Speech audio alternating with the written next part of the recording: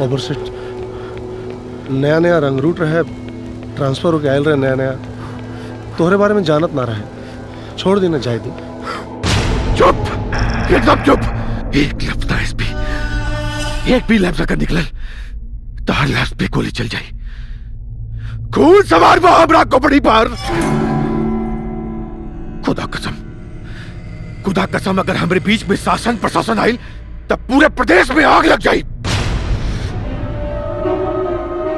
वो जवन वर्दी पहन के वदना सा सिपाही हमरे भाई के देह पे जवन जख्म देले बा, ओकर एक एक बूंद खून निकाल के वही के वर्दी पे हाथ पोछब।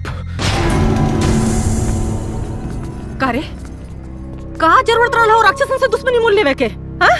अरे जेकरा सामने जानवर तक के रूह कापेला, ओकरे सामने तोर कौन औकात रे? अरे माई तू कैसन बात करता? ई वर्दी हम काहे खातिर पहनले बानी? गुंडा बदमाश के रोकही खातिर ना। पगला गइल बड़ा तू। अरे जुग जमाना बदल गइल बा, हैं?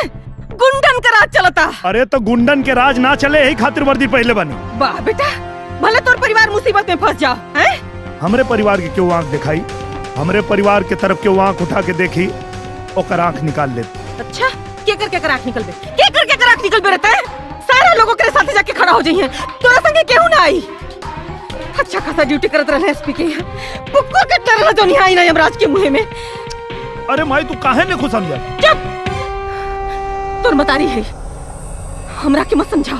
अरे समझा ना, पहले एसपी साहब के फोन लगावा। हमरा पक्का विश्वास बा कि पुलिस वाला के मदद जरूर करी। हाँ, फोन लगाओ।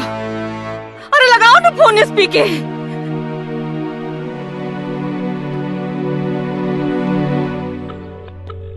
जय हिंद सर। जय हिंद यादव, कहाँ बाड़ा तू? सर हम अपने घर पे बानी सर। सर ये सब कहा होता सर? यहाँ घर के लोग हमके डांटा था, वहाँ पुलिस वाला लोग हमके थाना से भागे कहा था। हमरा सामने क्यों हमरे ऑफिसर पे हाथ उठाई और हम देखी? यादव, पुलिस डिपार्टमेंट के साथ नाइंसाफी बर्दाश्त ना कर। जल्दी आ जा तू। का कहला? अपने घरे बुलाओ तारे। अरे तो जाना, जाना बेटा। अरे जो न रे।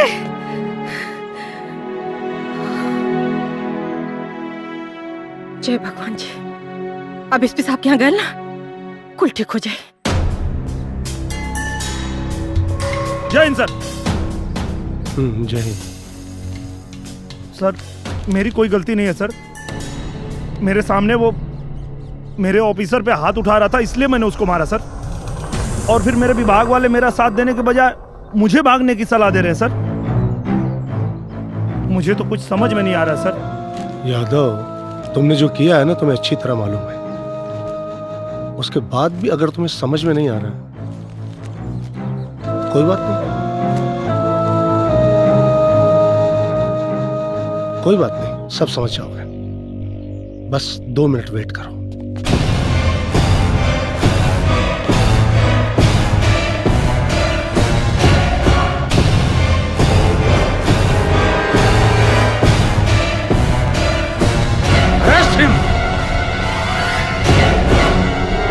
अरे यार तू लोग तो भरोसा कर हमरे ऊपर। यादव, हमनी के वहीं ड्यूटी पे बानी जा। साहब के आदेश से बढ़ के कुछ नहीं खे। हाथ ऊपर। यादव, तोहार खेल खत्म। सर समझाई ना ये लोग के। ले जाओ इसे। सर हमारी बात सुनी सर। हम कोनो गलती नहीं की गई सर। अरे आप पुलिस वाला हो के वो पुलिस वाला के साथ नहीं की थे सर। आपको अपने सिपाही पे भरोसा नहीं सर। सर आप गुंडों का साथ दे रहे हैं सर। सर गलत कर रहे हैं आप।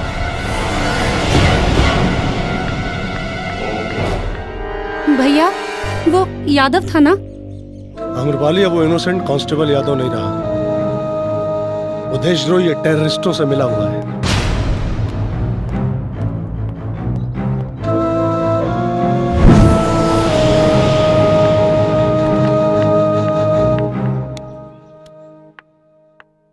पता नहीं भैया को क्या हो गया। जब तक यहाँ पे यादव रह के दिन रात जी हुजूरी करा था, तब तक बहुत सीधा आदमी था, और जैसे बाहर जाकर अपना काम करने लगा, आतंकवादी बन गया।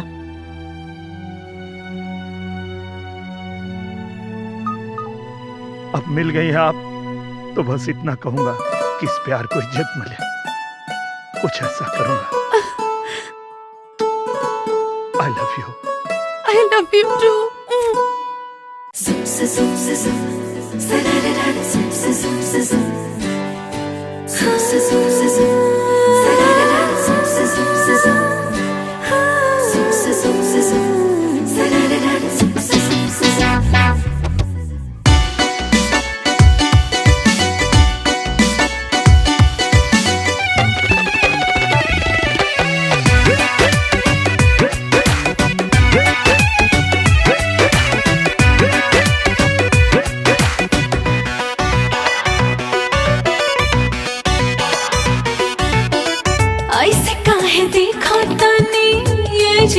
चोर खाने ऐसे काहे देखा तानी, ये जिरो चोर खाने जवानी ये रोए घर जानी। दिलवा में होला कुदा कुदिया, देख के ही दूधिया गोराई गोराई। दिलवा में होला कुदा कुदिया, देख के ही दूधिया गोराई।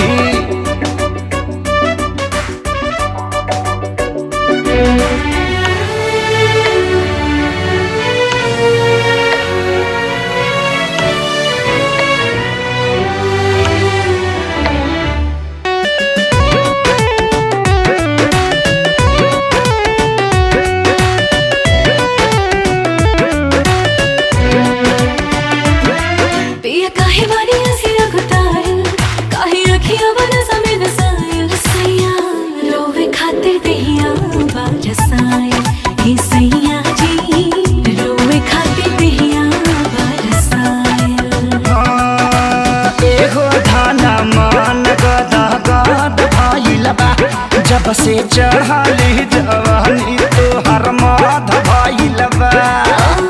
सावधान रहुए कामयाबी,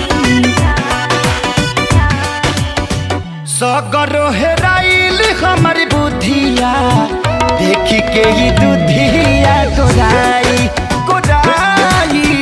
दिलवा में होला कुदा कुदिया, देख के ही दूधिया गोराई।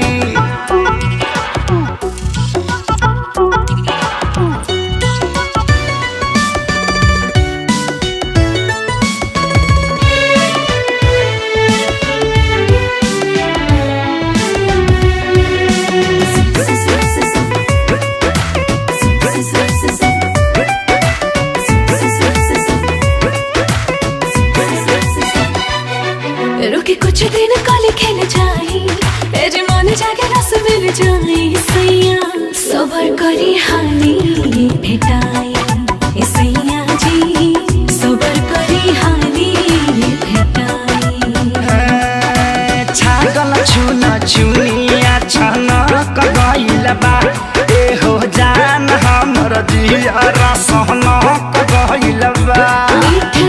बतिया में जनिया छुड़ाई, मनया जब भइल पूरा कुदिया, देख के ही दूधिया गोराई गोराई। दिलवा में होला कुदा कुदिया, देख के ही दूधिया गोराई।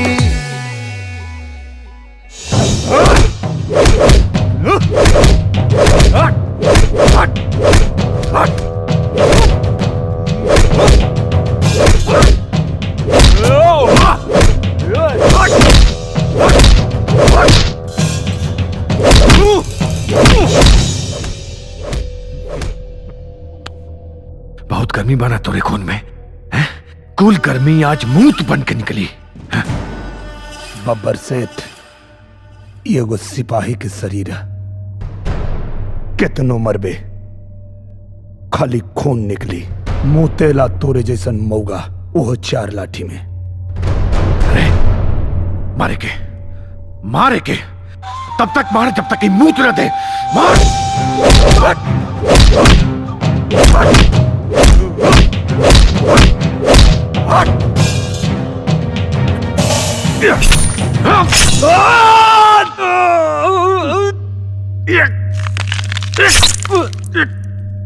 मुतबे थे, जरूर मुतबे। मूत बब्बर सेठ हमार मौत निकाले में तोरा 7 पोस्ट के मौत मारी आ जाई। सिपाही चले ताश तो खेलवे खत्म कर देता नहीं। ना ना ना ना ना ना ना ना बब्बर सेठ, पूरा पुलिस डिपार्टमेंट फंस जाई और साथ में तू लोग भी फंस जीबा। अब पार्टी के छवि खराब हुई तो न लग। धोनी के हमेशा 24 घंटा पार्टी का डर लगल बा। अरे बब्बर सेठ तू टेंशन मत ले, एकरा पर तो देशद्रोह का ऐसा इल्जाम लगवाइब ना कि सारा जिंदगी जेल में चक्की पीसी। तब एकरा के पता चली कि बब्बर सेठ से ना बब्बर शेर से टक्कर ले ले बा। बाकी सब लोहा सिंह संभाल रही है हो। सिपाही बना देशद्रोही। दिनेश यादव नाम का एक सिपाही जिसकी हरकतों पर पूरा पुलिस डिपार्टमेंट शर्मिंदा है। दरअसल कल हथियारों से भरा एक ट्रक पुलिस के हाथों लग गया। पुलिस के आला अफसरों का कहना है कि यादव पुलिस में भर्ती ही इसलिए हुआ था कि अपने देशद्रोही साथियों की मदद कर सके।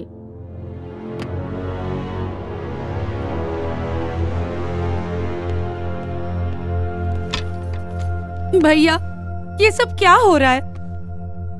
कहाँ क्या हो रहा है? सब मिलकर यादव को फंसा रहे हैं। ये सब झूठ है, यादव ऐसा हो ही नहीं सकता। एक मिनट तो और काहे का मतलब? ये जौन कुछ हो रहा बा नाटक है? हाँ भैया ये सब बिल्कुल नाटक ही है। यहाँ हम में से कौन नहीं जानता कि बब्बर कैसा आदमी है। सब मिलकर उसे फंसा रहे हैं। भैया भैया आप प्लीज कुछ कीजिए।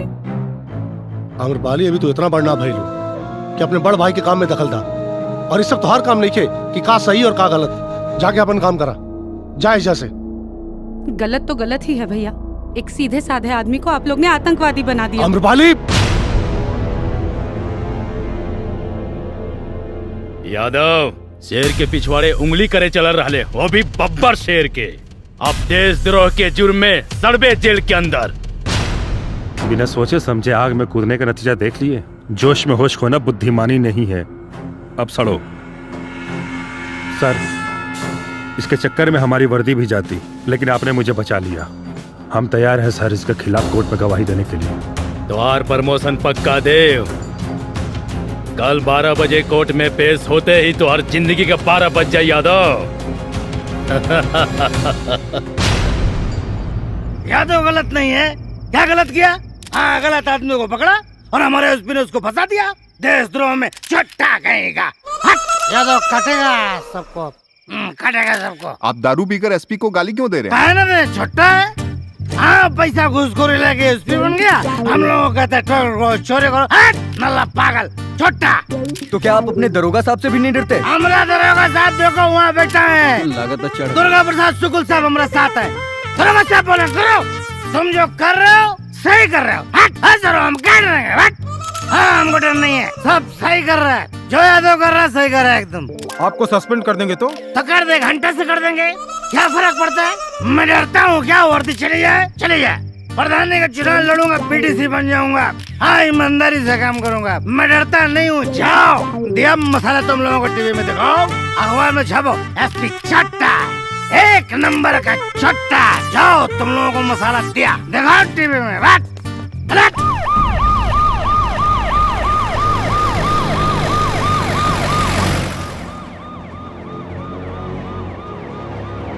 कहा हो यादव, अबे तक अकड़ गई ना तोर? हाँ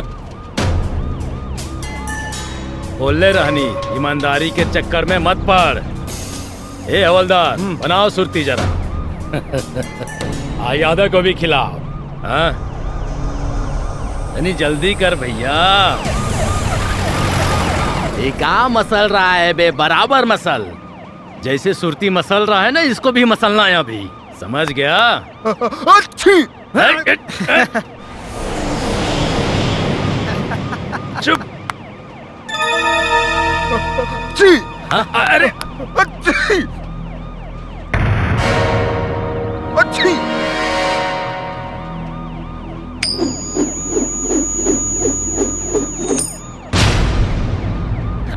आओ भैया।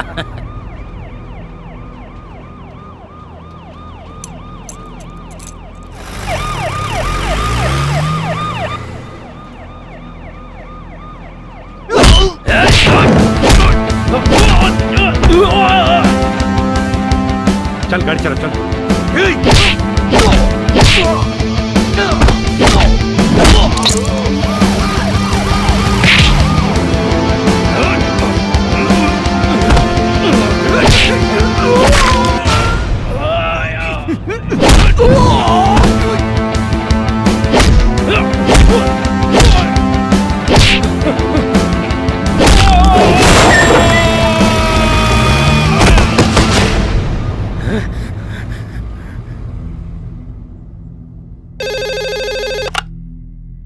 हेलो सर, यादव फरार हो गया।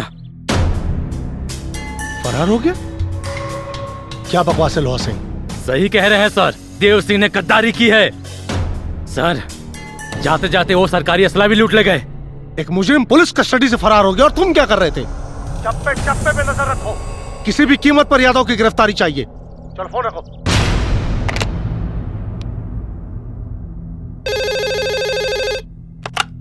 जा रे। अरे धिक्कार बात तोहनी की जिंदगी पर। एगो पता नहीं सा सिपाही तोरा पूरा पुलिस फोर्स के धोखा देके चल गई और तोहनी के हाथ में हाथ रख के बैठल बड़ा सौन। खबर से बात सुनो हमारे पहले। हमरे सबर का इम्तिहान मत ले एसपी, ना था आदमी हम जानवर नियर काटी ले। जितना जल्दी हो सके ओके पकड़ पकड़ ओके।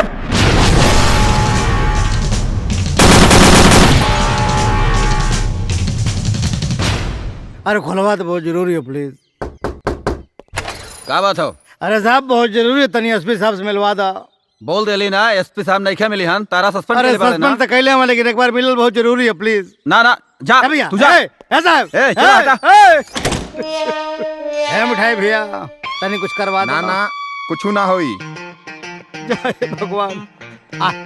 आवा आवा आवा तो है लोगों ने कमी और रहा। बतासा जी सुनने में आया कि एसपी साहब आपको सस्पेंड कर दिए। ना ना हमारा आरती उतारत रहा ना, सस्पेंड ना करिए तो का प्रमोशन कर दिए। हे महाराजा समय हम रोनिया कि तोहन लोग रहा जितना बोल ले रहे कुल दिखा देला टीवी में। आप तो बोल रहे थे मैं किसी से डरता ही नहीं हूँ। हे भगवान, तो जब शराब या पी ले तो ना डराइला, और जब शराब उतर जाला तो डराइला गिला। बहुत बेकार आदमी हवा। अब मजोले थवा हमार ब्याह शादी उम्र में भाई लाओ। कहाँ जा भैया? भाग जाना तो कमरा सबरा फोड़ दे। भाग से कहा था, भाग जा भाग हट। हे भगवान का करी दादा। जिन जाई कोई लड़िया नौकरिया पिया छोड़ दा। ए सेठ का रे बिरवा खाली गई बा कि स्वीटी से हमारे बियाह के बारे में कुछ सोचबा। मारा ससुर बियाह करबा, मारा पलटा से मुँहे लाल हो जाई। अब्बे बियाह कर यानी चल गिलास धर सारे चाय पिया। चलन बियाह करे आ गई ना भविष्य का दरोगा। कौन दरोगा आयल हरे? अरे एसपी के दारू पी के गरिया देले बा और सस्पेंड हो गइल बा।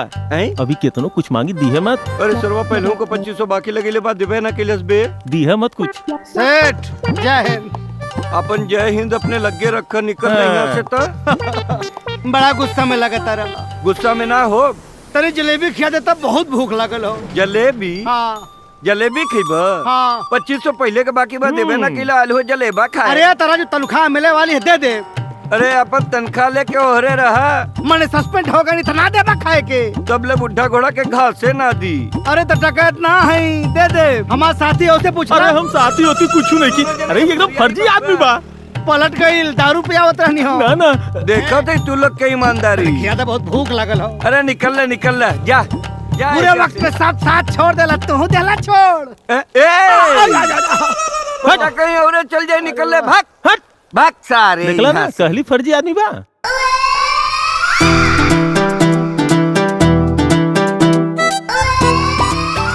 हम हैं स्वीटी और हमरा के अपन दिलबर के इंतजार बा।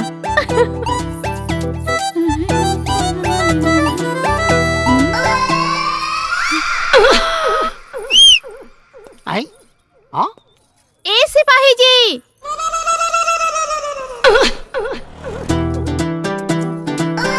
हम अच्छा घर से आई यो घर से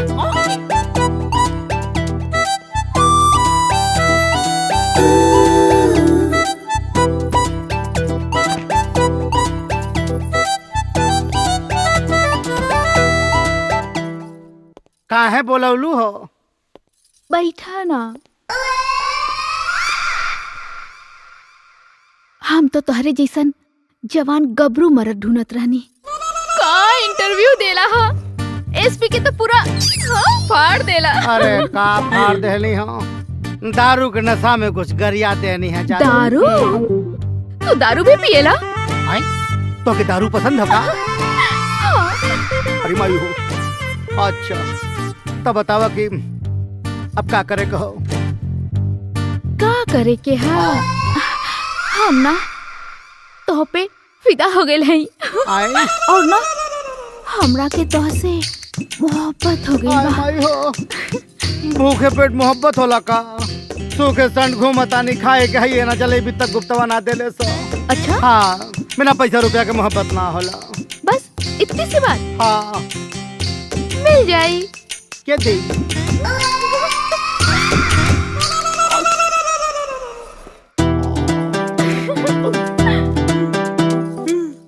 अरे भाई हो इतना पैसा? अच्छा सुनो। हाँ सबसे पहले अपन ये हुलिया चेंज करा। अच्छा और आज से तार एक ही काम बा। हमके प्यार करेके। प्यार? पहले कपड़ा खरीदम फिर बनीवा का पैसा देम फिर जलेबी खाओ ठीक बा? अच्छा ठीक बा ओके बाय बाय। अरे प्यार के करी।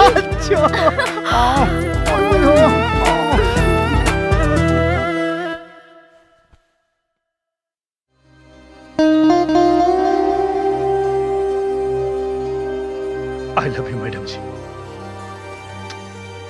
आई लव यू।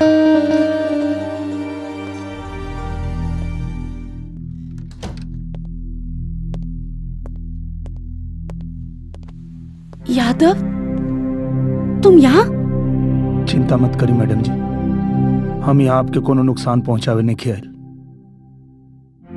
बस ही जाने खातिर आयल बानी कि आज पूरा दुनिया हमके देशद्रोही साबित करे पे लागल बा। का रहुआ भी हमके देशद्रोही समझता नहीं? बिल्कुल नहीं यादव, तुम पहले भी मेरे लिए हीरो थे, हो और जीवन भर रहोगे। थैंक यू मैडम जी। यादव मैंने तुम्हें एक मैसेज भेजा था।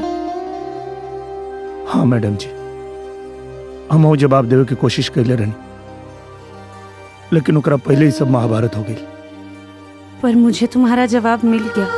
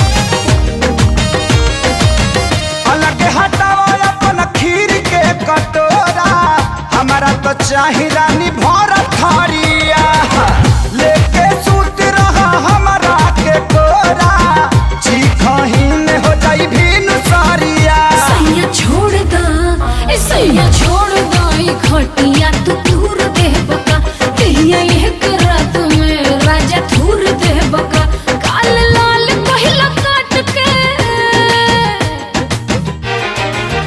हो काल लाल पहिला काट के ई रहे गोरे गोरे खाला खाला ए सुगना खाला खाला ए सुगना कटोरे कटोरे खाला खाला ए सुगना कटोरे कटोरे खाला खाला ए सुगना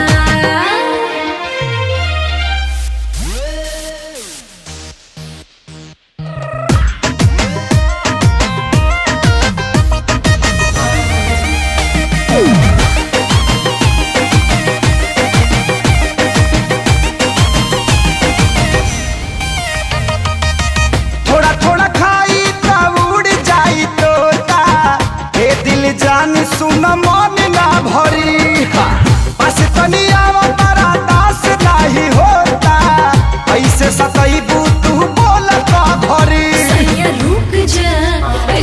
रुक जा तू काहे हड़बड़ करला लहर लूट लोहे लोहे का गड़बड़ करला पहिला मार से डुबकिया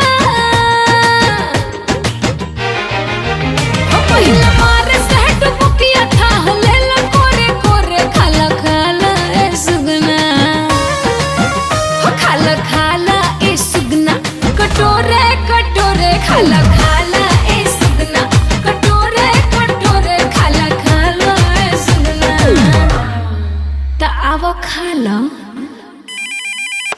हेलो हाँ लोहा सिंह मैं बोल रहा हूँ। जय हिंद सर। जय हिंद। लोहा सिंह यादव जितना खतरनाक बब्बर सेठ के लिए है उतना ही हमारे लिए भी है। राइट सर, इस बार छोड़ेंगे नहीं, देखते हैं कितना भागता है। हाँ पर एक बात का ख्याल रखना कि यादव तुम? सर यादव आपके घर पे? हाँ। सर मैं अभी फोर्स लेके आ रहा हूँ। डरी मत, हमके पता बा हमरे वर्दी के दागदार बनावे में बब्बर के साथ आपके हाथ है, लेकिन हम आपके माफ कर देने वो एक खातिर ना कि आप हमारे सर हैं, एक खातिर काहे कि आप हमार होखे वाला सार हैं। क्या बकवास है, दिमाग खराब हो गया तुम्हारा। दिमाग एकदम सही है, यही से आपसे विनती करत हनी, लड़ाई में आप हमारे साथ हो जाए और दुनिया के बता दी कि हम एगो भगोड़ा ना, ईमानदार और मर्द सिपाही हैं। तुम्हें क्या लगता है यादव, तुम एक बार भाग क्या गए क्रांतिकारी हो गए? फोर्स आ रही है, बच नहीं पाओगे। जब तक बब्बर और तोहरा जैसन लोग के असलियत जनता के सामने ना ले आई तब तक हमके पकड़ल तो दूर छू भी ना पाएगा। नजर घुमा के देख लो यादव, तुम गिर चुके हो अभिमन्यु की तरह। सरेंडर कर दो नहीं तो मारे जाओगे। जब तक हमारा मिशन पूरा ना हो हमके मारे में यमराज के भी पसीना छूट जाए। एक बात और, ई कलयुग है और कलयुग के अभिमन्यु के ही पता है कि चक्रव्यूह कैसे तोड़ल जाला। ये क्या बेवकूफी है, पागल हो गए हो तुम लोग? मारे जाओगे तुम लोग भी इसकी तरह। सर हम रउआ से कम पढ़ा लिखल जरूर बानी, पर ईमानदारी और बेईमानी में फर्क मालूम बा हमरा के। हम सब यादव के साथ बानी। ए, सबके हुआ अपन गन फेंक दा, ना तो साहब का खोपड़िया खोल दे बेचे। रॉन्ग, बहुत गलत कर रहे हो तुम लोग। देखो मैं फिर समझा रहा हूँ तुम लोगों को, सब के सब मारे जाओगे। सिपाही रे, सिपाही रे, सिपाही रे। गाड़ी तक छोड़े ना चलवा एसपी साहब।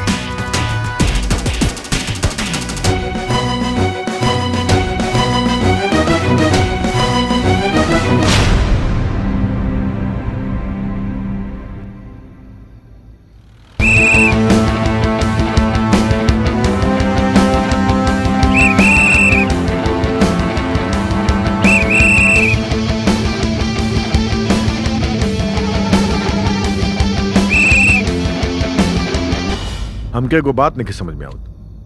मतलब पुलिस फोर्स इतना निकम्मा हो गई बा कि एगो सिंगल पसली के आदमी पूरा पुलिस फोर्स के चकमा दे के निकल गई और पुलिस वाला हाथ पे हाथ धर के बैठे लगिल सर। ओवर सेट बात ये कि हमरे सिपाही ओकरे फेवर में बंदूक लेके खड़ा हो गई ना हमरे खिलाफ। अब समझ में नहीं क्या अचानक धोखा हो गई। एक मिनट कहीं तू लोग बिरादरी तो नहीं खेला? अरे ना अगर तू लोगों से नहीं खेल हो तो हमसे बता दो, हम अपने आदमी के काम पे लगा दे। और अगर हमारा आदमी काम पे लग जी है नु तो शहर में हुई कत्लेआम और शहर के लॉ एंड ऑर्डर लग जाए दक्षिण। बाबर सेठ हमार बात सुना, ऐसा कुछ करे का जरूरत नहीं खे। जगह जगह नाकेबंदी कर दियल गई बा, पुलिस चप्पा पर तैनात बा, यादव बच के भाग न पाई। देखा अगर कानून व्यवस्था के कुछ हुई तो हमरे मंत्री पद पर आ जाये, हमरे पर आ जाए का मतलब आप पर आ जाए। ऐसा कुछ मत करे एसपी साहब, बताई ना। बस एक और मौका दे, या तो जिंदा या मुर्दा आपके सामने हुई। ठीक बा, आखिरी मौका गवैला लग तो ओकरे बाद मिली सजा। और बब्बर सेठ के सजा का मतलब मौत। यादव, कुछ ऐसी बातें हैं जो मैंने तुम्हें नहीं बताई। मैं नहीं चाहता था कि तुम कोई गलत कदम उठाओ। यादव, समझ रहे हो तुम मैं क्या कह रहा हूं? माई कब है? यहाँ कहाँ बैठली? कहाँ में सुनो? भैया, फौजी, मीना, हे माई, का भाई बोलना, कहाँ बा सब लोग? खत्म हो गए। का खत्म हो गई? सब खत्म हो गए।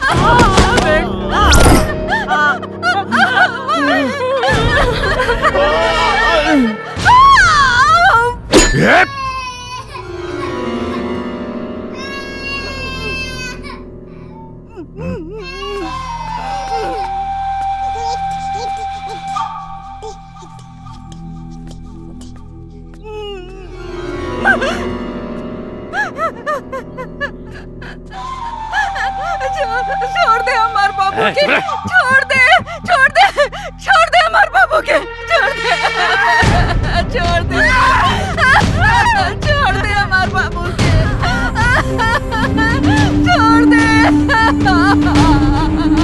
छोड़ दे, अरे क्या करे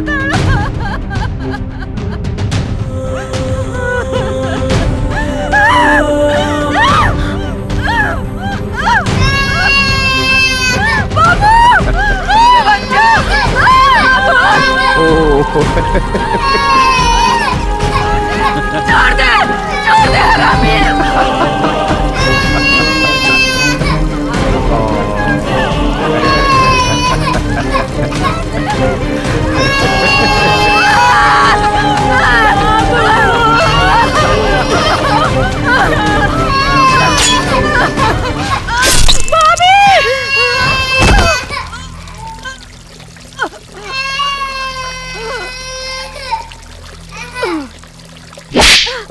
तेरी माँ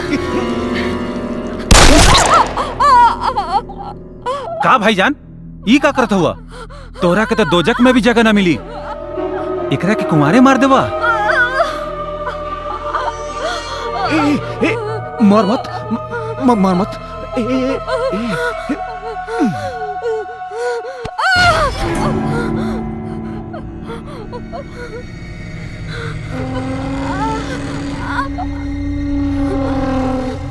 तो के पता बा तू दुनिया का पहला हसीना हो बे जी मरत मरत भी जवानी का मजा चख के मरबे।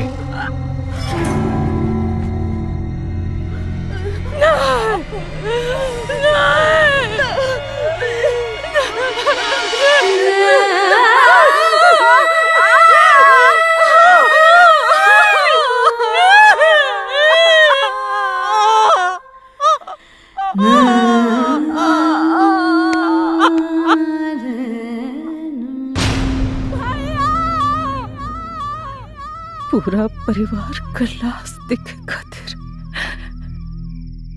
हम 9 महीना कोख में ना पले रही बेटा।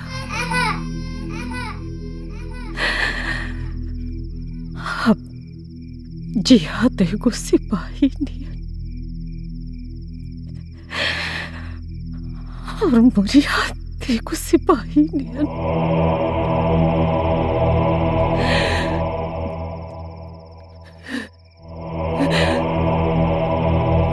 बेटा हाँ माई।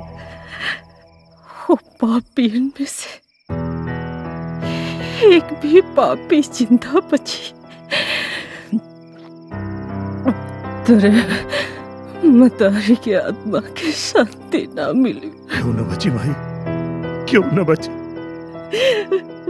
क्यों ना बची बेटा, क्यों ना बची भाई।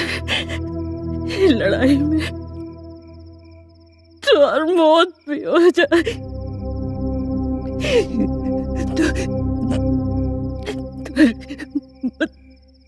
मतारी के तुमको तकलीफ ना हो। छोड़ो छोड़ो मत ना छोड़, ना छोड़ माई, ना छोड़। क्यों ना छोड़ माई, माई ना छोड़ माई, ना छोड़ माई, माई, माई, माई,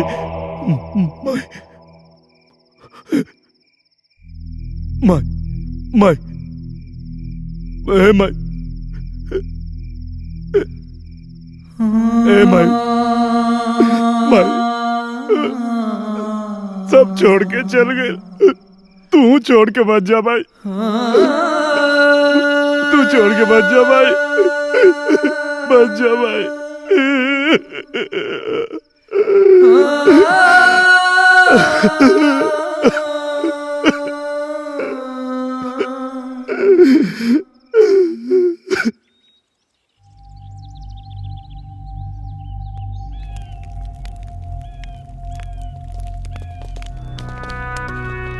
वर्दी के फर्ज निभावे खातिर हमार पूरा परिवार के आहुति चढ़ गई।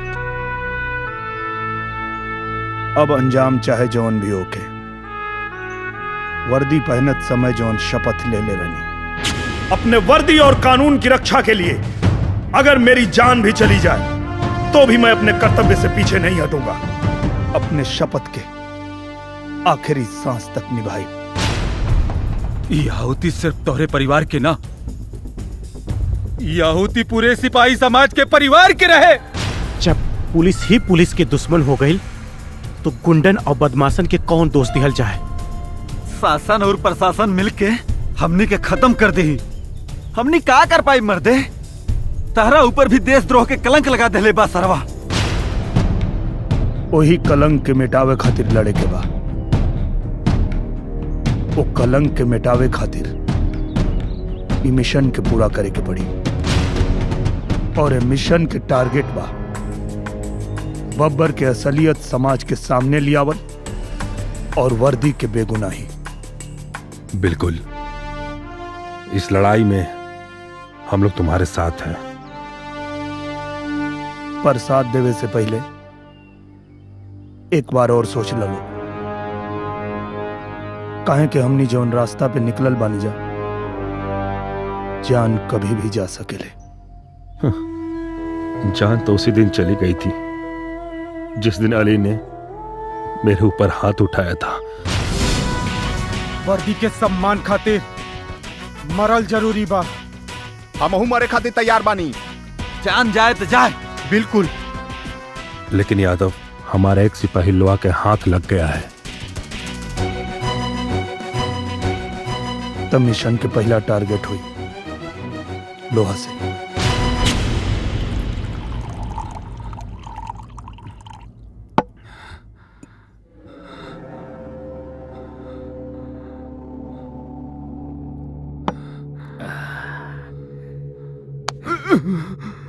हमके पता तो यादव के बारे में जाने ले। ना साहब, हमके कुछ पता नहीं। बोल ससुराऊ कहाँ मिली? ना साहब, हमके ना मालूम। बता दे ना तो तोरा के। ना साहब, हमके कुछ पता ना। मार के तोर चटनी बना दे। ना साहब, हमके कुछ पता ना। नहीं क्या पता तोरा के? नहीं साहब, हमके कुछ बहुत पता ना। मार हम सच कहता नहीं साहब, हमके कुछ पता ना। बहुत मार खाई बे रे। नहीं साहब, हमके कुछ पता ना। अरे तू खड़ा खड़ा मुंह का देखत बाड़े, जो जाके दारू ले आओ। जी सर।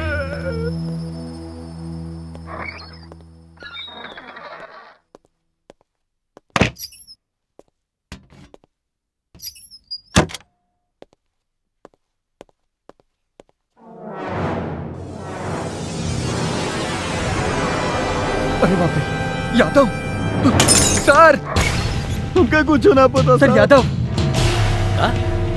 यादव जी सर। सर सर ऐसे रहे।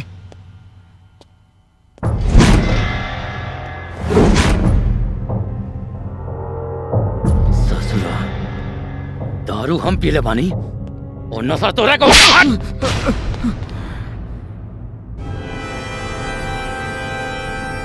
सिपाही रे,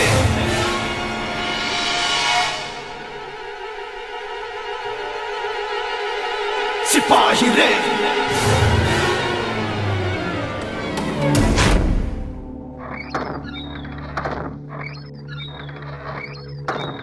ही का होता?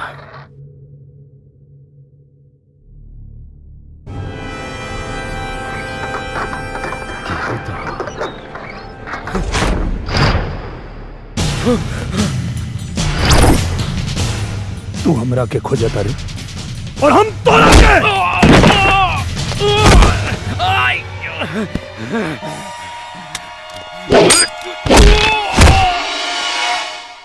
यादव, हमरा को माफ कर दे। हमसे बहुत बड़ा गलती हो गई।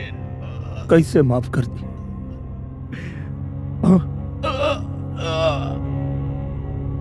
आज एगो सच्चा सिपाही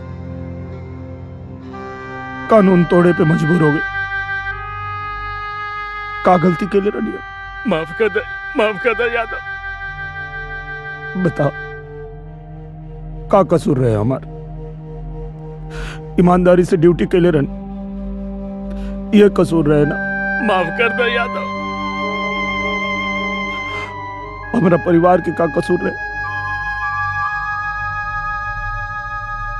बोलना, बताओ। माफ कर। हमारा भाई के क्या कसूर रहे? हमारा भौजा के क्या कसूर रहे?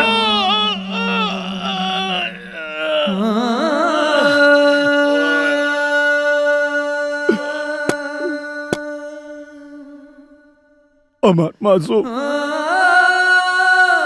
भतीजा के का कसूर रहे?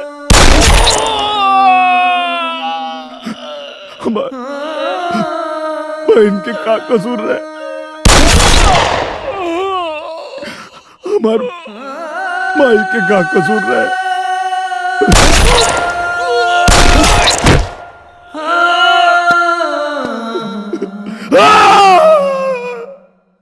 नया मॉडल बुझाता रे। हाँ भैया, कल रात में मंगवाई।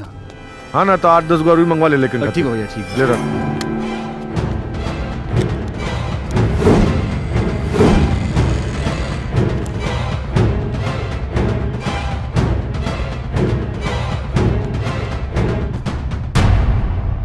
सेठ,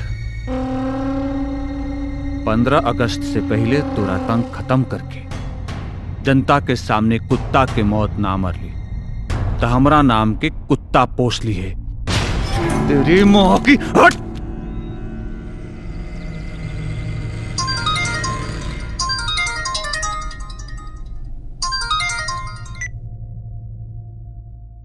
का बब्बर सेठ, कैसन लगल हमार तोहफा? बहुत अच्छा, बहुत अच्छा। बाकी एक बात याद रखिए, हमार रिटर्न तोहफा तो के बहुत महंगा पड़ी। इतना जल्दी का बा? सब इकट्ठे दे दिए। बहुत जल्दी तोरा के एगो और तोहफा दे। तब तक के लिए बाय।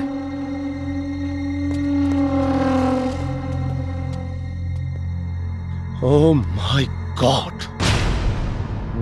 ओह माय गॉड, खाली लाल बत्ती में घूमत तू लोग। और जदुआ तोनी के छाती पर बैठ के तांडव कर रहल बा। देखा बब्बर सेठ, आप चिंता मत करी, सब व्यवस्था जल्दी हो जाए। ए मंत्री, नेता वाला भाषण ना, हमके रिजल्ट चाहिए, रिजल्ट यादव चाहिए हमके। बची ना, पुलिस वाले के मर रहे बब्बर सेठ, कौवा कौवा का मांस ना खाला। हेलो, हाँ एसपी संजय पांडे, जितना जल्दी हो सके बब्बर सेठ के घर पे पहुंचा फोर्स के साथ। एम्बुलेंस लेके आवा, लोहा सिंह का मर्डर हो गई बा, जल्दी आओ fast. Hello mister Gyanilal Gupta, how you? अरे बड़ा लाल पियर पहन के टहरत हुए भाई। उसके ऊपर मत जाओ, सबसे पहले 2500, तुम्हारे 2500 रुपए का उधार। ये बाकी वाला है? 500 ज्यादा है, उसमें से 250 तुम दोनों टिप ले लेना। जियो से। और सुनो, करे कहाँ से इतना पैसा पागल की पैसों दे देला से टीपो देता। नौकरिया फिर से लग गई का? नौकरी नहीं, छोकरी मिल गई है। छोकरी? छोकरी मिल गई है। दरअसल उस दिन जब तुम लोगों ने मुझे डांट कर भगाया, मैं बहुत मायूस था। मैं रोड पकड़ कर जा रहा था। अच्छा? जैसे ही गुप्ता रोड पकड़कर गुप्ता चौराहे पर पहुंचा तो मैं टर्न मारा गुप्ता गली में, और गुप्ता गली में गुप्ता निवास के पास एक खूबसूरत लौंडिया ने सीटी मारी। भाई लौंडिया खूबसूरत थी, मैं ऊपर छत पर गया, वो मुझसे लिपट गई। उसने कहा तुम्हारी खूबसूरती पर, तुम्हारी गबरू जवानी पर मैं मर रही हूँ, तुमसे मोहब्बत करना चाहती हूँ। मैंने भी उससे कहा तुम फिदा हो गई हो तो मैं भी तुम्हें पसंद करने लगा हूँ। हम लोगों ने रोमांस किया, उसने हमें पैसे दिए और उसने कहा सिर्फ आओ मुझसे रोमांस करो, तुम्हें पैसे ऐसे ही देती रहूंगी। एक मिनट, पेड़ा कैसे है? 300 रुपया किलो। 500 रुपए पकड़ो, 200 रुपए टिप रख लो और मुझे 1 किलो पेड़ा दो, मुझे बजरंग बली को चढ़ाना है। अरे तो टिप दे। Don't waste time, time is money, money is time, please जल्दी करो। अरे अंग्रेजी मत झाड़ दे थे ना तो लगा क्यों नहीं आवे। नौकर तुम खड़े खड़े क्या देख रहे हो? नौकर नौकर नहीं तो क्या मालिक बोलूंगा, गधे। बाल झड़ गए तुम्हारे पागल कहीं के। हाँ चलो मीठा लाओ, पट पट पट पट पट। दरअसल क्या है कि कल 2 बजे का टाइम मैंने उस लौंडिया को दिया है। लौंडिया ने मुझे 2 बजे अपने घर पर बुलाया है, इसलिए बजरंग बली को प्रसाद चढ़ाकर मैं वहीं जाऊंगा। Bye bye. ले निकल यहाँ से निकल। अंग्रेजी बोला था करे कौने ही छोकरी और लवंडिया के बात करत रहली। सुनला है का एड्रेसवा बतावलस है? कौन एड्रेस? गुप्ता चौराहा, गुप्ता रोड, गुप्ता गली, गुप्ता निवास। अरे तोरे भदेली में चाटता। अरे सरवो है बतसवा। हाँ टाइम कितना बतैला सकाल? 2 बजे। 2 बजे? हाँ। कल 2 बजे सारे के रगड़ल जाई जरूर। अरे बतसवा कोड दे तो के।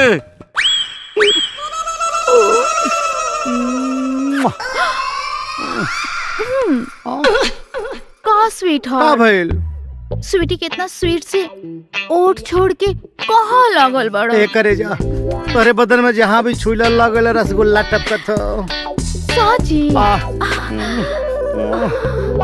आई तो हर करे जा धलकाता है, इतनी तेज का है। लगा था कि राहु के तू आ गई। राहु के तू? भैया भैया कहाँ जा गए तुहार? अब हम तारा के कहाँ छुपाई?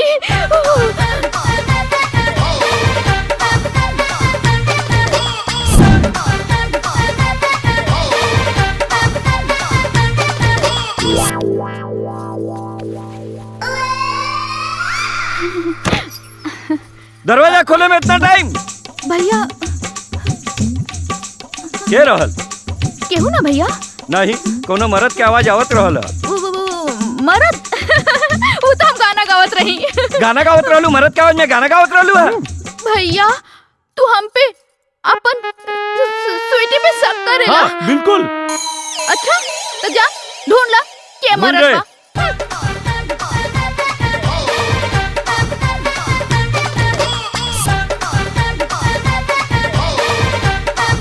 का भैया हो गल सब शक दूर?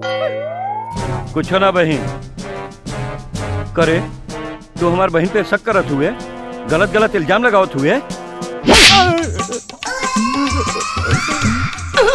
मेरे प्यारे सिपाही दोस्तों, मेरे साथ जो भी हुआ आप सब उससे अनजान नहीं है। मैं देशद्रोही हूं या सच्चा सिपाही हूं, सच्चाई आप सब जानते हैं। हाँ ये बात अलग है कि कोई आवाज उठाने की हिम्मत नहीं कर रहा, पर एक बात ध्यान रखिएगा, जो आज मेरे साथ हुआ वो आपके साथ भी हो सकता है। माँ, बहन, भाभी, पूरे परिवार के लाश की कल्पना कर सकते हैं। कल्पना मात्र से ही रूह कांप जाती है। मैं आप सबसे इतना ही कहना चाहता हूं कि आप अपने आत्मा से एक बार जरूर पूछिएगा कि इस धर्म और अधर्म की लड़ाई में आप किसके साथ हैं। अगर आपको लगता है कि मैं देशद्रोही हूं तो मेरा साथ मत दीजिए, लेकिन अगर आपको लगता है कि मैं एक सच्चा सिपाही हूं तो अपने आत्मा की आवाज जरूर सुनिएगा। जय हिंद। सही कहा था यादव। अब भैया हमनी के डिपार्टमेंट देत का बा, हमनी के स्थिति सबसे गैल गुजरल बा। अखादी के सामने तक खाकी एकदम अपाहिज हो गइल बा। का हो, हमनी के यही दिन खातिर वर्दी पहन ले रहनी जा कि अपना अफसर के कुत्ता के खाना खियावल जाए और मंत्री जी के लड़का के स्कूले छोड़े जाइल जाओ। पिताजी, हमरा स्कूल में सब लड़का हमके सिपाही के लड़का कह के चिढ़ावे ले। तू यादव अंकल जैसन कोनो काम करा ताकि हमहू फक्र से कह सकी कि हमार पिताजी सिपाही हवे। हई रउआ ली, हमरा बेमानी के जेवर ना चाहिए। का हो, का सोचा ताड़ा? सोचे के का बा, यादव के साथ देवे के बा। का हो सिपाही जी, यादव के वीडियो तो वायरल हो गई बा, रउआ केकर साथ बानी? वैसे दिल से तो यादव के साथ बानी, लेकिन नौकरी से मजबूर बानी। रोवा जाए यादव जी के साथ दी।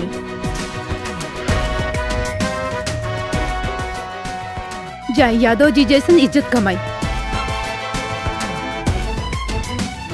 शूटिंग कर चल रहलन, ले गल न वीडियो। अरे बिना सोचे समझे काम करे का कौन जरूरत रहे, हो गल न मुराद पूरी। हाँ। अरे ऐसे तो हम परेशान हो गए बानी, एक दिमाग में नहीं काम करता।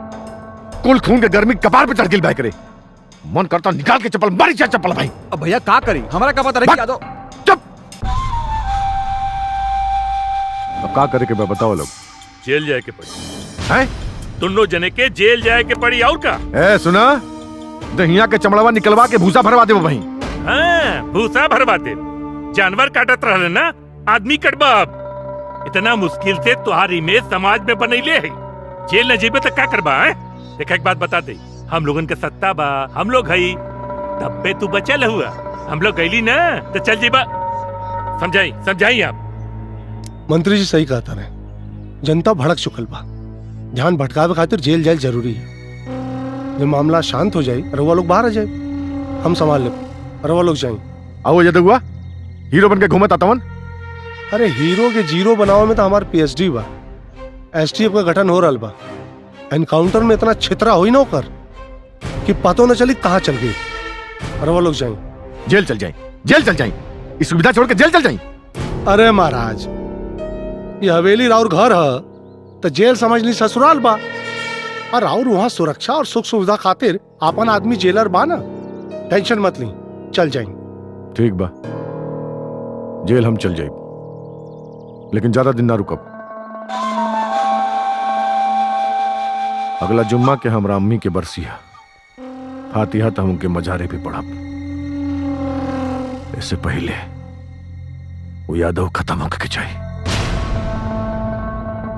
मेरी बात मान जाओ, तुम समझ क्यों नहीं रहे हो? मैं तुम्हारे बिना जी नहीं सकती हूँ। बब्बर और अली दोनों को जेल हो चुकी है, अब तो तुम लोग सरेंडर कर दो। मैंने भैया को फोन पर बात करते हुए सुना, एसटीएफ और कमांडो वाले आ रहे हैं। अगर तुम लोगों ने सरेंडर नहीं किया तो सब मारे जाओगे। एसटीएफ और कमांडो भी एक सिपाही होते हैं, और जब तक मैं अपने आप को बेगुनाह साबित नहीं करूंगा कोई मुझे रोक नहीं सकता।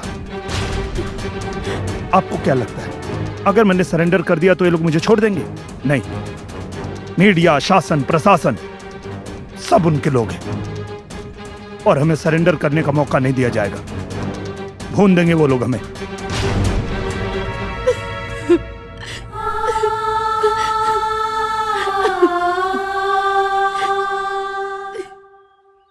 चिंता मत करो,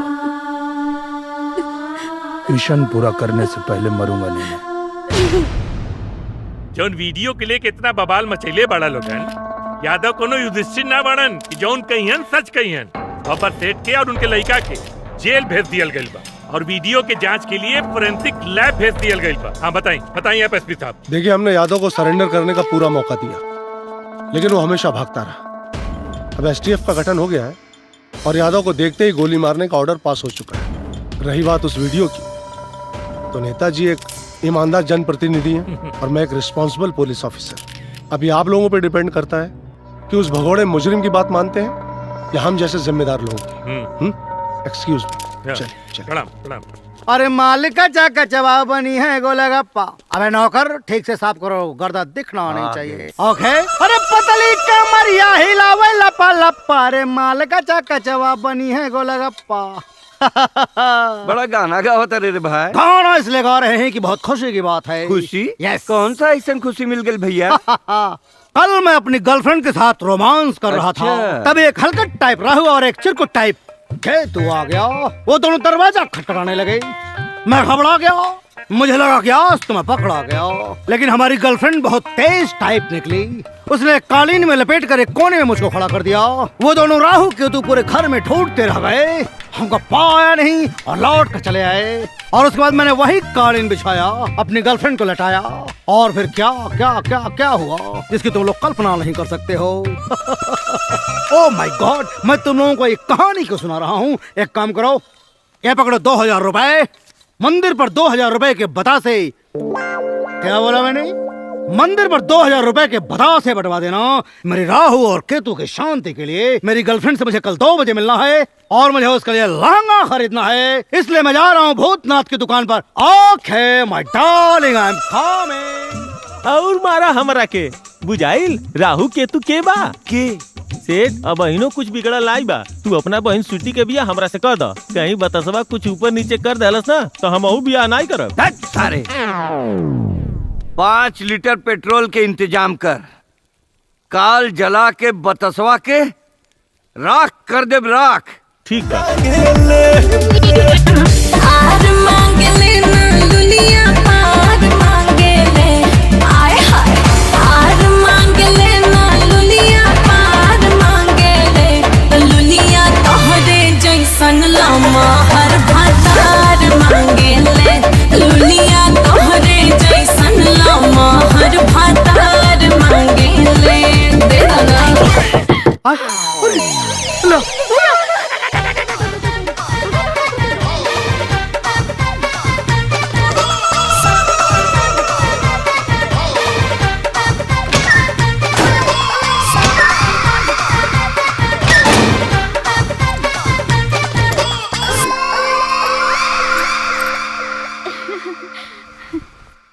भैया।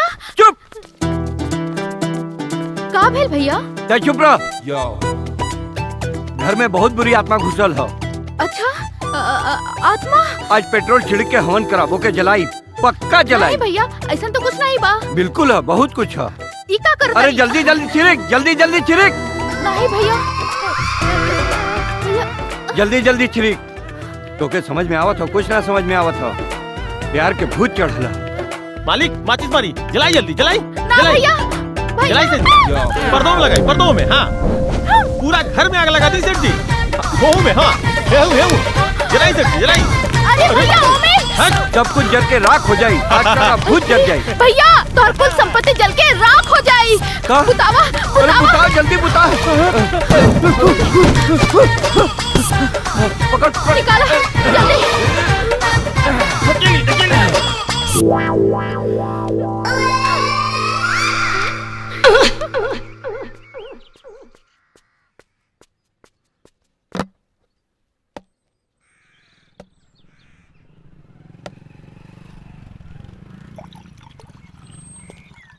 Yo.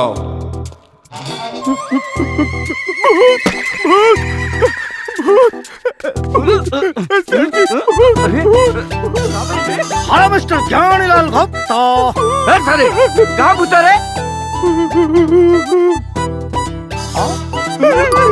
ऐसा होत रे? अरे मैं बतासा हूँ, बतासा। अरे तू जिंदा कैसे बढ़े? आए? मुझे मर जाना चाहिए था क्या? न कहीं तुम लोग मेरी मौत की साजिश में तो नहीं लगे हो? न क्योंकि कल तुम्हारी ही तरह दो गधे राहु केतु घर में आग लगाकर मुझे मारने की कोशिश कर रहे थे, लेकिन वो तो मैं बच गया। मेरी गर्लफ्रेंड खुदा की बनाई हुई नंबर 1 पीस है।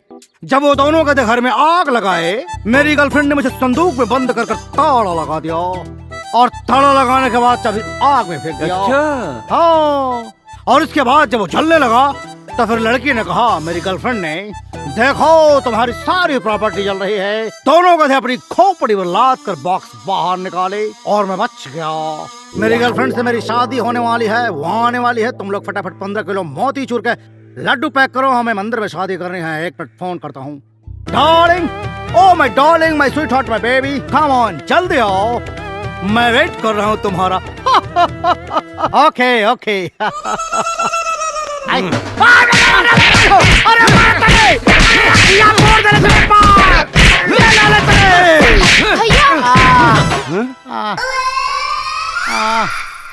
भैया स्वीटी, मत मारा इनके। ए स्वीटी। हाँ। अरे भाई तेरी बत्ती जला था, कुछ लौकात नहीं खे। बत्ती बत्ती। भुलाए गए तुम्हार अंग्रेजी, अब सीख गईला भोजपुरी तू। सीख गए नहीं बाबू। है ना? अरे मेरी भाई हो। ठीक ना? ए स्वीटी, ये बचा लाम के मार डरे कुलो। का हाल बना देले बा, छोड़ दे भैया इनके। कहे छोड़ दी? अरे का भैया, हम इनका बच्चा के माई बने वाला बानी। ए भैया, ए ज्ञानी गुप्ता भैया, हमके जायदा, हम जाते हैं लुधियाना, कोई खेती वेती करब कोल भैया, छोड़ दे हमके जायदा। कहीं ना जाके मैं ब्याह करके ही जाके पड़ी। का करबा ब्याह करके? इतना पेल के मार दे ले हवा, आँख हो गए हवा अनहर। जितना लड़का बच्चा पैदा हुए सारे कुल अनहर पैदा हुए हैं। अब चाहे अनहर पैदा हो चाहे ढेबर पैदा हो। अच्छा, तो के तो ब्याह कर ही के पड़ी ससुर। हमार का होई? तू मामा बन गया सारे। मामा? चुप!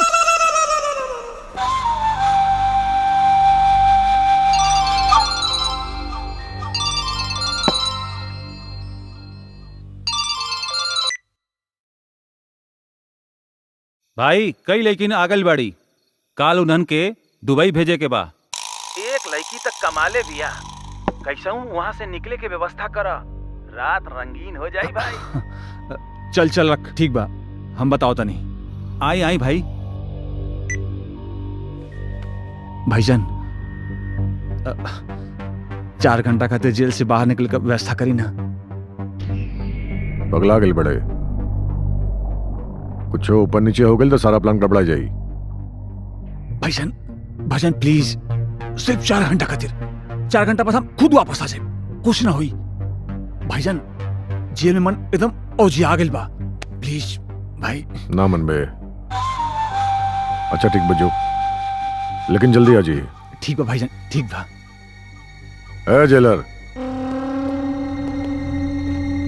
हमार भाई 4 घंटा खातिर बाहर जाई, व्यवस्था करा। अरे जैसन राव रिक्शा सेठ जी, चला ली बाबू। जो भाईजान खुदा हाफिज। खुदा हाफिज। ध्यान से जाइए।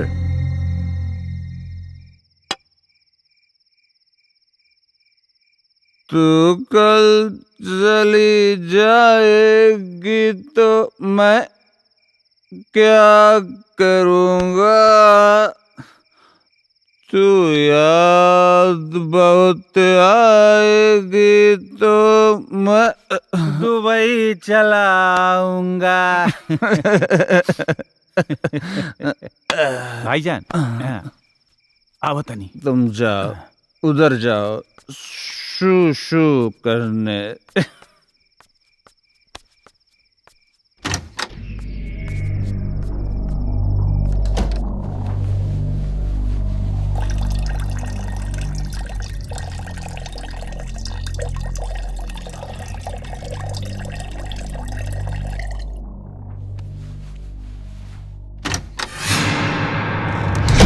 सिपाही रे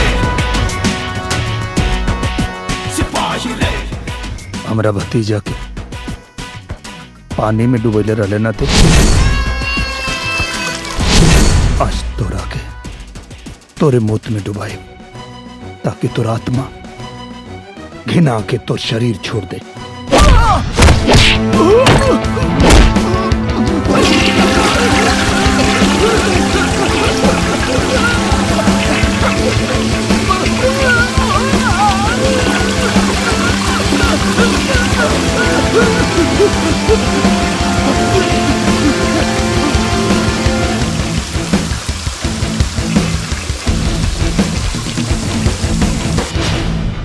वाह ब्यूटीफुल जान, मैं तुम्हारे लिए ताजमहल बनवाऊंगा।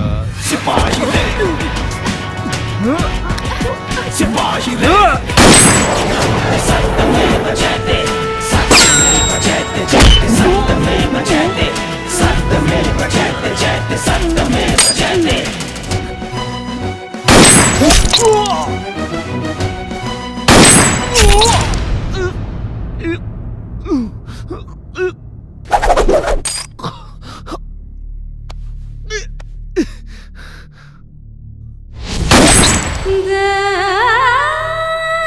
मार मत, मार मत, मरिए मत।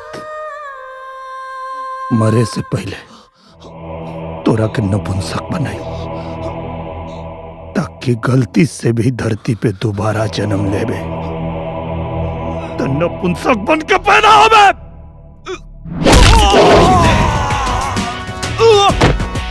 सिपाही रे सिपाही रे। मरिए मत, मरिए मत, सिपाही रे मरिए मत।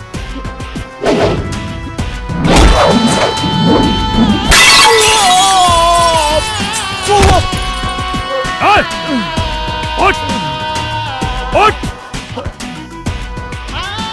तानी मार मत,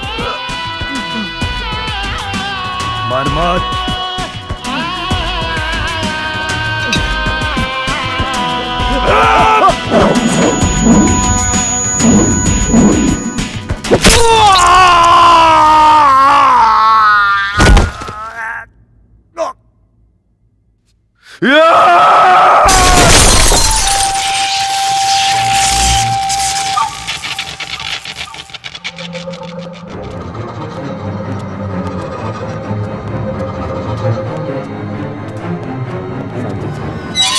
केहू के न छोड़ो, मार दे, छोड़ो ना, मार दे ओकरा के, मार दे। और सेट पर का जरूरत रहे अली की जेल से बाहर भेजला के? कौनो काम करे से पहले एक बार पूछ तो ले होती। अरे जवाब देत मुश्किल होता, कैदी जेल से बाहर गई कैसे? अरे मार बात सुना तब ना, अमर भाई को गोली मार दे रे। वही दिन तो काबिल रही, लेकिन तू रोक ले ओके। बाबर सेठ देखा वीडियो बहुत वायरल हो चुकल बा, अब वो जनता की नजर में हीरो बन गई बा। अरे सिपाहियन के नजर में तो पहले से हीरो रहल। हमरा से तो मीडिया के सामने जवाब देते नहीं खे बनता, लगा था कि सत्ता भी हाथ से चल जाई। सत्ता चल जाई, सत्ता चल जाई। हमार जिगर से प्यारा भाई चल गई तो क्या सत्ता के लगल बा? ए, कान खोल के सुन ले तू लोग, अगर ज़ारत से पहले मुझे तो ना ठोकाइल तो तू लोग तो तोड़ के फेंक दे।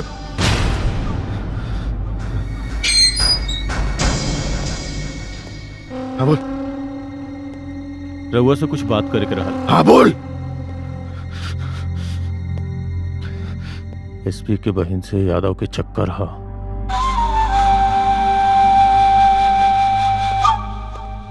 करे गद्दार, नमो खराम, तोरे बहन का चक्कर बाऊ यादव से और तू हमें आज तक न बतौले। हम खुद शर्म से डूब गए बने, यादव के खून से हमारी इज्जत वापस आई। अरे एक नंबर के बेवकूफ बाड़ू तू, एक नंबर के बेवकूफ। ये बात पहले ही बता दिले होते, बिल्कुल करे कन्नू बता ना आइत। एक काम कर, जो जाके अपना बहन से कहा कि तू ऐसे ब्याह कर तैयार बड़े, वो कुछ के बारे उजे जाई और उजे ठोका जाए। अरे लेकिन साथ में हमारी बहन भी तो रही, वो मर जाए। अरे बेवकूफ, बहन पहले निकली और बाद में ठुकाई। जो जितना एक्टिंग करे मैं ठुकर। ए मंत्री सुन, एक बहन जाई उसे मिली, हमार 100 गो हथियार बंद आंधी पुलिस बन के जाइए। पुलिस पर भरोसा नहीं किया हमके। वो जैसे निकली ठोक दो। और एसपी की बहन का क्या हुई? कुर्बानी खाली हमार भाई हुए दे।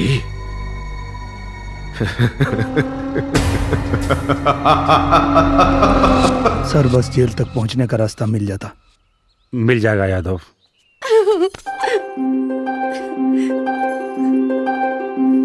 का बात बा?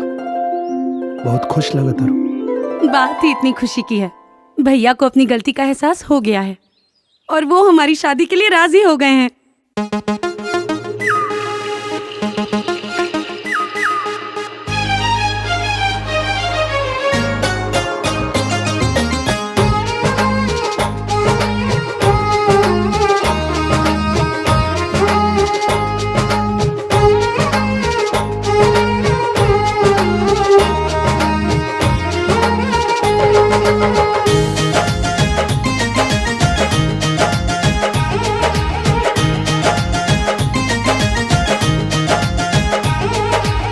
सावन में हरिहर भइल भतवे कुड़ियाइल चढ़ते कुंवारी पीरतिया फुलाइल।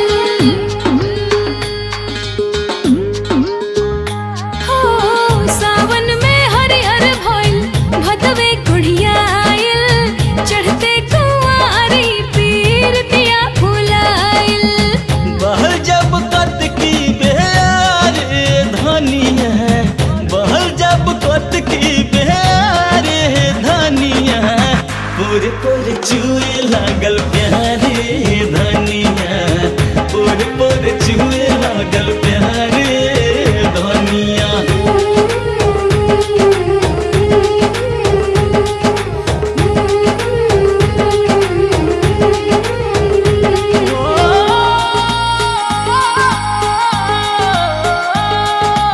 इश्क के अजबे गजब अंदाज हो केला, जाने कब अंजाम कब आगाज हो केला।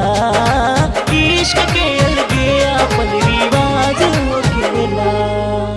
अगहन में अदहन नियान देह ढबकावला अपना सोनहिया के आँच से हो।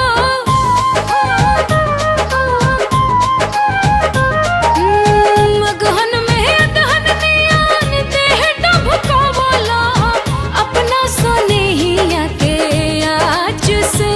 ए पुस में रूस गैलू खुश हम कैनी, तोहे अकबरिया में दाब के हो।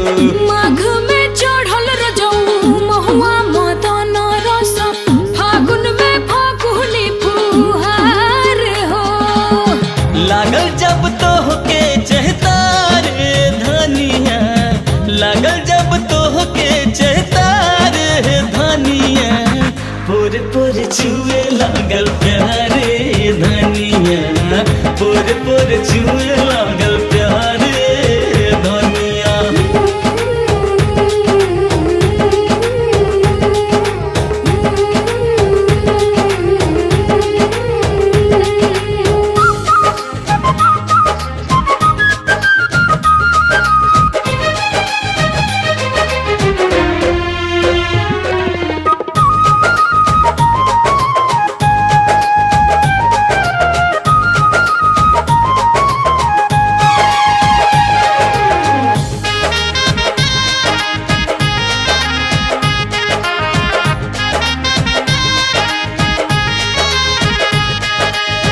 जब उन्माद हो बेधे बैसखुआ धीरे धीरे उमकता देह जी हो।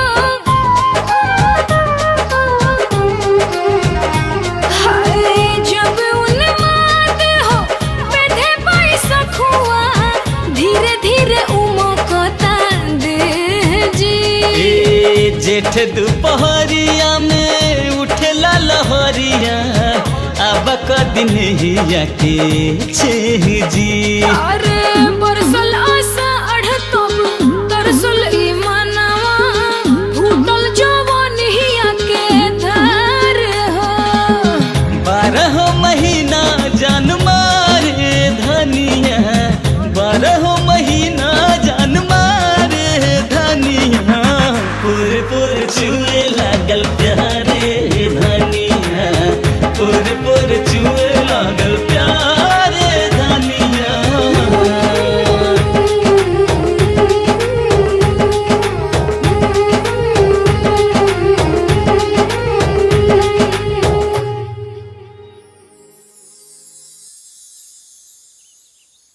तोरे भैया पे कैसे भरोसा करे?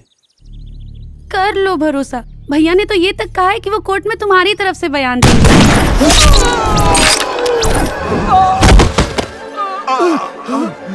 रामदीप, राजेश, रामदीप, राजेश,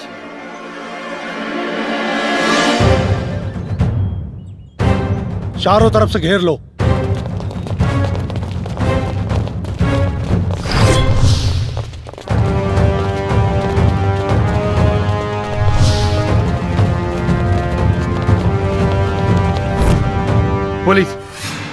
पुलिस ने हमें चारों ओर से घेर लिया है। तुम्हार भैया धोखा दे रहे। अब लागत अब मिशन पूरा ना हुई। मिशन पूरा होगा, मिशन पूरा होगा यादव, तुम चिंता मत करो। मैं इनको सामने से चकमा देता हूं, तुम लोग पीछे से निकल जाओ। अरे सर, ये तो मौत के मुंह में कूदना होगा। आप कूदना पड़े या कुछ भी करना पड़े, इसके अलावा और कोई दूसरा रास्ता नहीं है हमारे पास। चलो चलो, आ जाओ। लड़े के बाटे धर्म युद्ध कर विशाल गर्जना, मिटी भले ही जिंदगी मिटी कबोई फर्जना। लड़े के बाटे धर्म युद्ध कर विशाल गर्जना, मिटी भले ही जिंदगी मिटी कबोई फर्जना। देश प्रेम देखे नहीं अपना पराया, जो भी हम गद्दार सबके कर दे सफाया। बन के सियाही सिपाही रे। पलटूराम जी सर। मेरा गाड़ी तक पहुंचना बहुत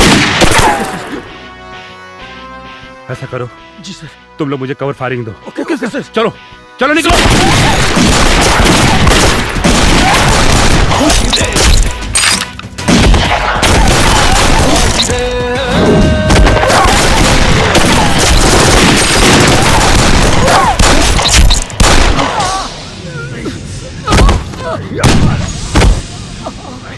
कदारू, पलटू, जय साहब,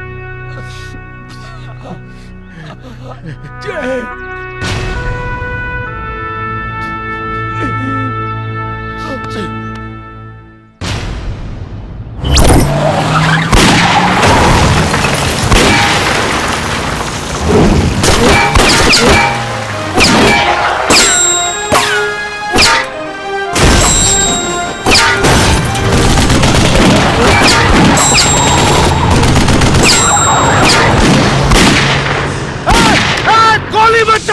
गाड़ी में बहन है मेरी।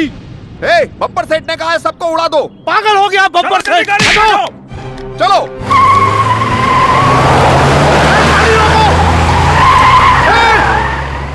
हाथ ऊपर कीजिए एसपी साहब। तुम यहाँ गाड़ी में? मेरी बहन कहाँ है? यादव, मेरी बहन कहाँ है? क्या हुआ? बात जब खुद पे आई तो सख्ते में आ गए। मैं अपने मकसद की कामयाबी के लिए किसी लड़की का इस्तेमाल नहीं करूंगा। चिंता मत कीजिए, आपकी बहन सुरक्षित है। अमरपाली, आर यू ओके बेटा? जाइए मैडम जी, इनके साथ गाड़ी में जाइए। नहीं यादव, मैं तुम्हें यहाँ इस हाल में छोड़ के नहीं जा सकती, वो भी इनके साथ। इन्होंने सिर्फ तुम्हें ही नहीं मुझे भी धोखा दिया। आई डोंट ट्रस्ट यू भैया। मैं कह रहा हूँ गाड़ी में जाइए, बैठिए आप। चिंता मत करिए, मुझे कुछ नहीं होगा।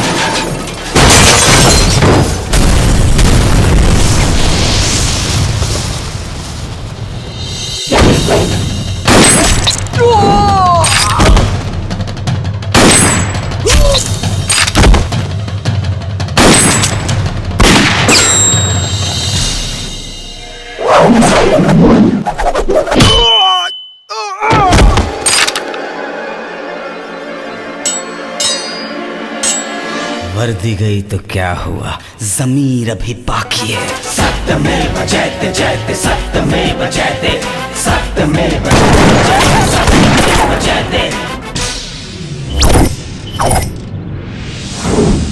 सिपाही रे सिपाही रे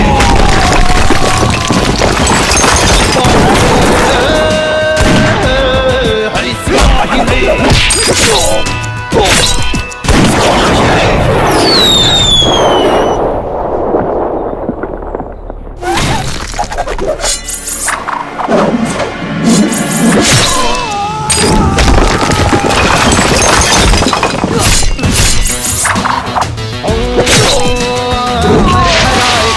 भीजे शेर ईद दे, पलक झपकते दुष्ट जन के खेल सब बिगाड़ दे। तीन रंग वाला सर पे जब कफन की मोड़ दे, महाभारती के लाल हवा के मोड़ दे। सामने टिकेला के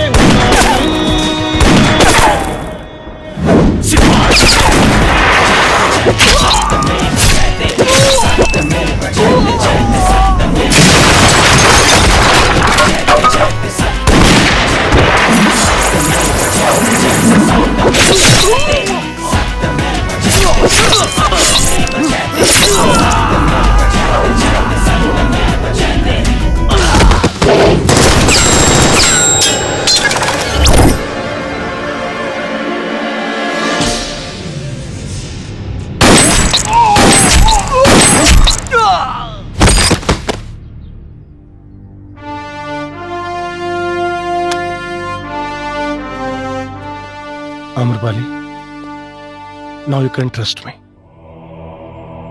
यादव, गलती तो हुई है मुझसे, बहुत बड़ी गलती हुई है, और अगर गलती मुझसे हुई है तो इसका प्रायश्चित भी मैं ही करूंगा।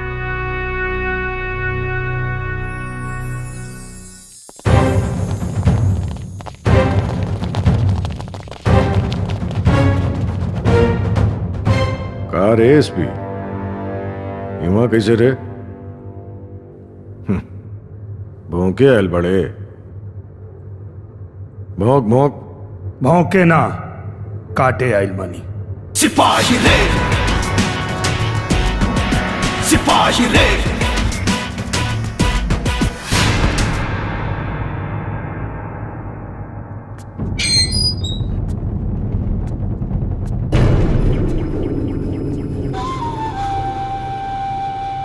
बासी रोटी और गरम खून के नाश्ता हमरा बड़ निक लागेला।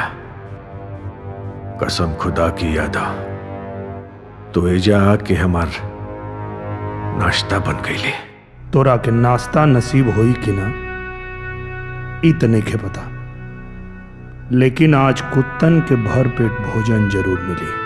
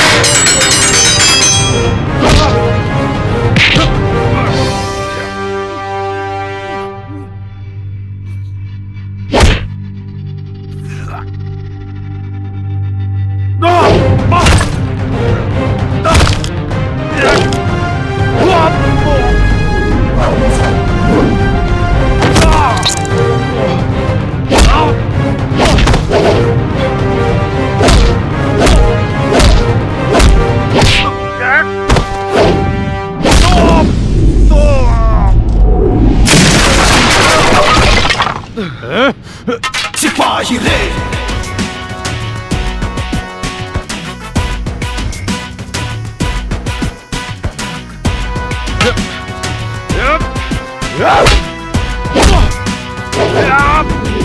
सिपाही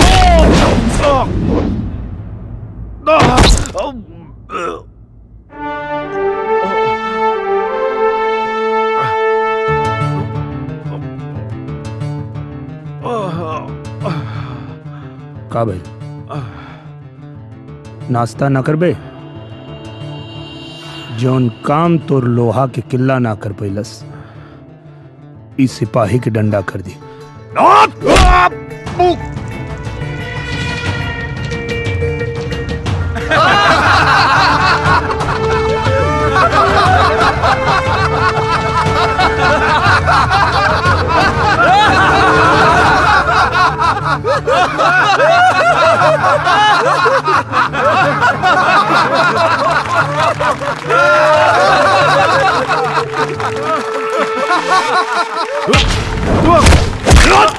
देख आ गई ले देश के कर्णधार अपने ईमान धर्म के तोरा पास गिरवी रख के यहाँ आइल बाणे आजादी के जश्न मनावे।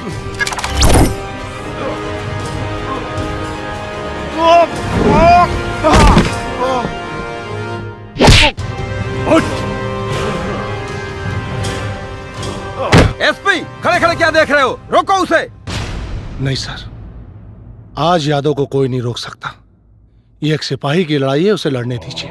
एसपी तुम अपने फर्ज के साथ गद्दारी कर रहे हो। आज पहली बार तो ईमानदारी कर रहा हूँ सर, अब तक तो गद्दारी ही की है। You are suspended. कल जाती है आज चली जाए सर, नौकरी की किसको परवाह है। यादव अपने आप को सरेंडर कर दो वरना मारे जाओगे। मरता मोई दिन गई रानी जो नादिनी कुत्ता एगो सिपाही के वर्दी के जूता के नीचे रोत दिले रहे। देखा देखा यादव, सजा देले कानून का काम होला, आम आदमी के ना। कौना कानून के बात करता नहीं आप? हाँ? कौना कानून के बात करता नहीं आप? जो ना कानून के आप जैसा नेता मंत्री ए बब्बर जैसन देशद्रोही से मिलके अपना घर के नौकर बना दे बा। हम विश्वास दिला रहल बानी ई मीडिया के सामने कि तू बब्बर के छोड़ दा और सरेंडर कर दा। बब्बर के सजा अदालत में मिली और तोरा बेगुनाही के भी। कौना सजा के बात करता नहीं आप? हाँ? कौना सजा के बात करता रहा? कौना जेल में रखबा? ये जेल में जो ना जेल में ही दारू शराब पियता वो एयर कंडीशन रूम में तोनी लोग के मेहरबानी से। सच पूछा बब्बर जैसन देशद्रोहियन खातिर जेल कोनो 5 स्टार होटल से कम ना। और तोरा जानकारी खातिर इहो बता देता नहीं कि जेल में हजारों अपराधी ऐसा हमें जो जेल के अंदर से कोनो न कोनो नेता मंत्री खातिर काम करेंगे। सैकड़ों अपराधी ऐसा हमें जो जेल में रह के अपन कारोबार चलावेले। और कुछ सम्माननीय अपराधी ऐसा भी हमें जो जेल के अंदर से चुनाव लड़े ले और जीत भी जाले। और कुछ पूजनीय अपराधी ऐसा भी हमें जो जेल के अंदर से सरकार चलावेले। तुहार कहे का मतलब इस देश में कानून नाम के कोनो चीजें नहीं खे। अरे इस देश में प्रजातंत्र हो और नेता ही देश का मार्गदर्शक होला। दुर्भाग्य बा हमारे देश के जनता के जो तोनी जैसे नेता के हाथ में देश के बागडोर सौंप लेवा। झूठा वादा करके विधायक सांसद बनला के बाद तोनी के टारगेट का होला? करोड़ों की गाड़ी, 5-10 बंगला, ये 5 साल के लक्ष्य होला ना तोनी के। जौन जनता तोनी के चुन के भेजले बा, कबो बिना सिक्योरिटी के वही जनता के बीच में जाके देखा। अगर चमड़ी न नोच ले तकैया। एक बात बतावा, प्रदेश एकदम सुरक्षित बा, कानून व्यवस्था एकदम सही बा, केकरा दम पे बोले लो? ये पुलिस डिपार्टमेंट के बल पे। वही पुलिस डिपार्टमेंट के एगो सिपाही के का तकलीफ बा, कबो जाने की कोशिश कैला? तोनी के तनख्वाह मिलेला लाख रुपया बिना टीडीएस कट ले, और हमनी के 20,000 वो टीडीएस काट के। सरकारी बस, रेलवे, सब जगह तोनी लोग के फ्री सेवा। तो हर लड़का पढ़ी है कन्वेंट में, और हमारा लड़का सरकारी स्कूल। तोनी खातिर एगो सिपाही के औकात का। सिपाही देश का असली हीरो होता है। अच्छा, तो ईमानदार सिपाही से अपने बेटी के बियाह करवा। काबिल चुप कहे हो गए लोग? ओकरा खातिर तो तू लोग आईएएस पीसीएस कोनो नेता मंत्री के खानदान ढूंढे ला लोग। अरे सच बात तई है कि तोनी लोग के नजर में एगो सिपाही के औकात नौकर से ज्यादा नहीं खाए, लेकिन हमनी के वर्दी तोहरा बेटा के स्कूल छोड़े खातिर नहीं खे पहन ले। तोहरा घर में पार्टी हुई तो वहां मेहमान के स्वागत करे खातिर नहीं के पहन ले। आज बताई हम कि एगो सिपाही के औकात का होला। देखा यादव, तोरा से एके गो बिनती बा, तू बब्बर जैसन अपराधी के मार के गुनाह मत कर। आज तई गुनाह करब ही गुनाह, काहे कि अगर आज हम भी गुनाह ना करब तो ये हरामी पता ना और कितना गुनाह करी, पता ना और कितना परिवार के बर्बाद करी। आज तो हम ही गुनाह कर, काहे कि उतनी दूर नहीं खे जब एक जैसन कतली ई देश चलई है, और ही हम ओके ना दे हिंदुस्तान के कतली ना चलई है। यादव,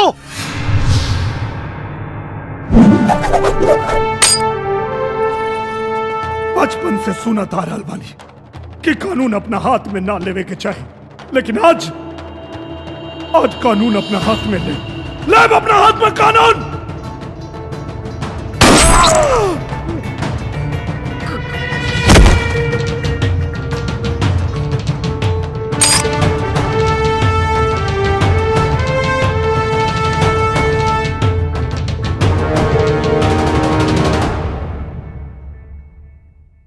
भारत माता की जय। सिपाही सत्यमेव जयते जयते सत्यमेव जयते सिपाही सत्यमेव जयते जयते सत्यमेव जयते सिपाही जयते जयते सत्यमेव जयते सत्यमेव जयते जयते सत्यमेव जयते।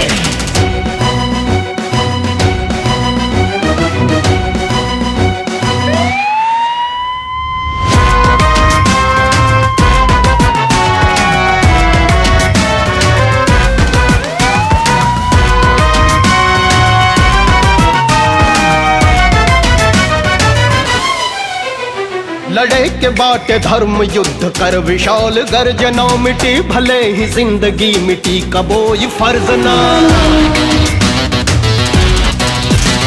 लड़े के बाटे धर्म युद्ध कर विशाल गर्जना, मिटी भले ही जिंदगी मिटी कबोई फर्ज ना। देश प्रेम देखे नहीं अपने